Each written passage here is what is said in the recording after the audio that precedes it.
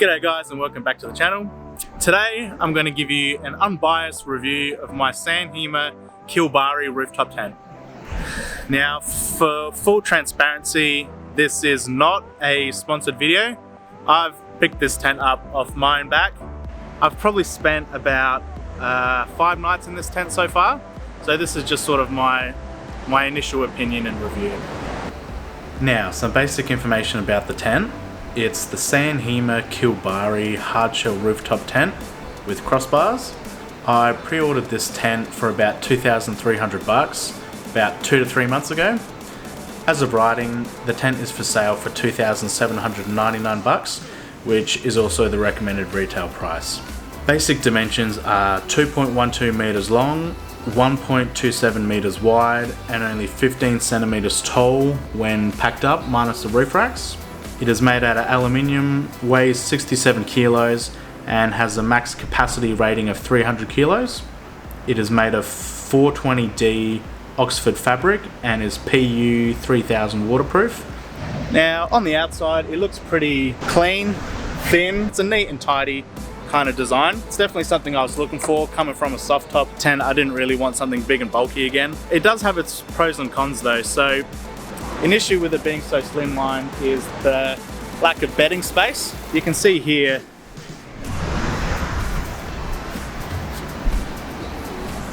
I live with a medium grade sort of sleeping bag and the mattress that comes with it. That's pretty much it. If I fit much more stuff in there, it's going to end up being a little bit of a pain to close. So if you're looking to store like 3 blankets and your pillows and stuff in there, especially for winter, think again, because you're going to need to carry that stuff in the car. It's just not going to fit. Moving on to the roof racks. They are also pretty slimline. You can have a look here.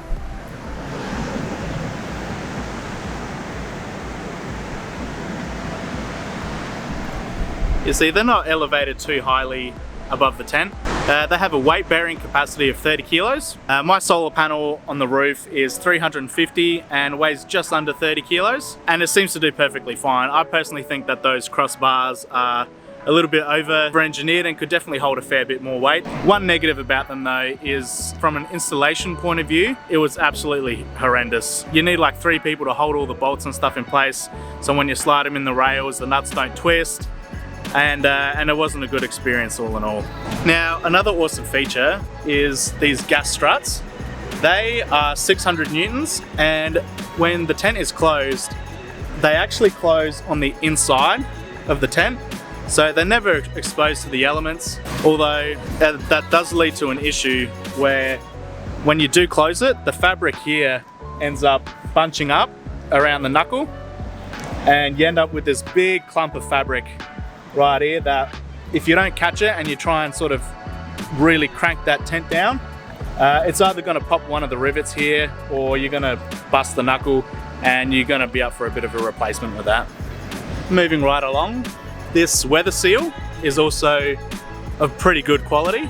It's pretty thick and heavy, and you do see it sort of pinch and form to the base when you go ahead and close it. And on top of that, it comes with a channel that fits M8 bolts up the top, and you've also got a twin channel down the bottom that's the exact same. I haven't put anything in those. I don't really see the need. On this side here, it might be a little bit tight because there isn't really a whole lot of room here on the base of the trailer. And then again on the other side, I've got my ladder. So it sort of deletes half the space of the tent there too. So not really sure how useful they're going to be in this application. I can't hang a shower tent or anything off it because the tent's not actually on the roof. And if you weigh down the roof too much, then you're going to have a hard time actually keeping it open. It's just going to be too heavy, so you've got to be mindful of that before you just bolt all your rhino gear onto it. What I've gone ahead and done with those channels is I've picked myself up a pack of about 8 King's metal LED strips, and they actually fit perfectly in that channel. So I lapped them around the tent just with a simple cable, and on the back of the trailer I've got a little USB plug.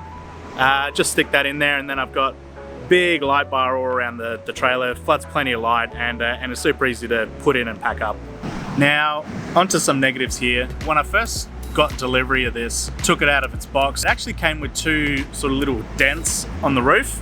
And funny enough, the latches on the tent were locked, so I couldn't get any of the hardware in from inside the tent. So I had to use some Allen keys to break open the locks and actually open the tent in the first place, which I think is pretty strange. I also ended up with some scratches on the roof of the inside of the tent. So what happened with that was the ladder was inside a bag, and then the bag is inside the tent. And you could see that the bag had actually worn through two holes. It's the hooks that sort of are on the top end of the ladder that hook onto the latch. And they had rubbed through and somehow put two big gash marks through the inside of the tent. I initially noticed that when I saw some little metal shavings on the mattress on the inside. The good thing was I sent a pretty comprehensive email to the guys who I bought the tent from, and a little bit of back and forth with some photo evidence. They decided to give me a partial refund for the tent. So I'm not going to bag them out, it's not their fault, they only sort of stocked the product. So I'm happy with how that all turned out. They ended up CCing me into some formal feedback that they sent through to HIMA.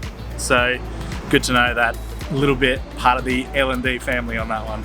Interestingly also, in the manual, it states that the tent shouldn't be stored outside for long durations of time, and it also says that it's not suitable for driving over 100 kilometers an hour. So you'd think something as important in that should sort of be labeled a bit more clearly instead of just sort of on one of the back pages of the manual. So that's an interesting thing of note as well. So with this tent, like I said, you get a pretty tight seal, and part of that becomes an issue when you go to open it.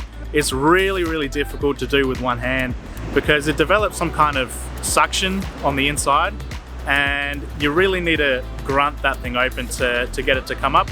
Once it's over about halfway, you can just sort of give it a flick and it will sort of suck itself all the way up to the top without sort of any dramas. With my 30 kilo panel on the roof, there's no sort of issues with it kind of sagging down or dropping a little bit. It seems to do a good job, at least for now.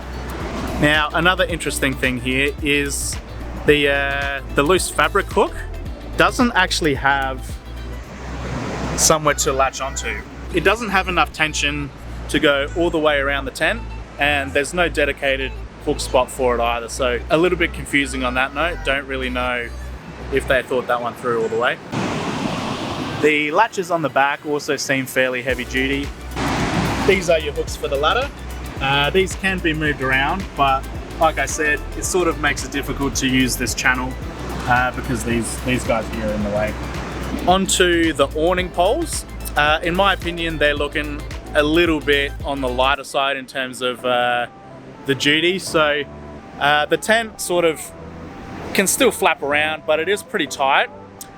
One issue though that I've had is the holes here are not particularly deep, and you can also see there's already been a little bit of paint coming off. Now onto the inside of the tent.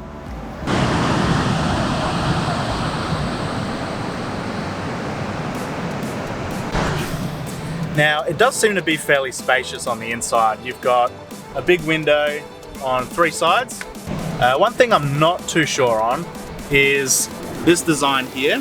So this one, you're sort of forced to wind it up and out the way, and you just use those standard sort of pins to keep it locked out. But these other ones on the side here, they drop down and they kind of get a bit in the way. The reason I'm not a big fan of that is just because if you don't have it zipped all the way down, or for instance you've got the fly net up and you put your knee down on it and you sort of stretch it and pinch it, I'd hate to pop a hole in it or rip the zip. You can also end up just shoving this in between the mattress and the base. Alright, and that sort of eliminates that problem as well. Can't accidentally stand on it if it's not there. You also get these 2 pockets on either side. There is no LED bar in here, so I will be sticking something on, probably sticking a power bank in there and probably a strip up the top, just to provide me with some light. These are also at the foot end, so they're not really going to get in the way of your face when you sleep. Now, the zips are also not really heavy duty. They're not anything special by any means. One annoying feature is that they're not coated in rubber or plastic, so they do jingle about. The mattress is 50mm high density foam, and I actually think it's very comfortable. It fills out the whole tent base perfectly. The bottom and the top are both insulated with what HIMA calls is honeycomb aluminium. I'm not really sure what that is or how effective it is. It doesn't really get too hot in here, especially with all 3 windows up. Today it's 36 degrees and all I'm getting is a light breeze, and it's perfectly fine. Overall, I think this product is above average, but it is without its flaws. I think potentially its long-term durability may come into question. It hasn't really earned its stripes in that respect, so I can only guess. If you have any questions, let me know. I'll do my best to answer them in the comments. I'll also include a link, or if I can find it, multiple links to where you can actually purchase this tent, so you can sort of have a look at what the companies say about it. Well, that's my review of the HIMA Kalbarri hardshell rooftop tent. So if you're keen to see a few more videos like the first one on my channel, stick around, you know what to do if you want to get notifications. And on that note, I'm gonna make the most of this warm Saturday afternoon, and I'll see you on the next one.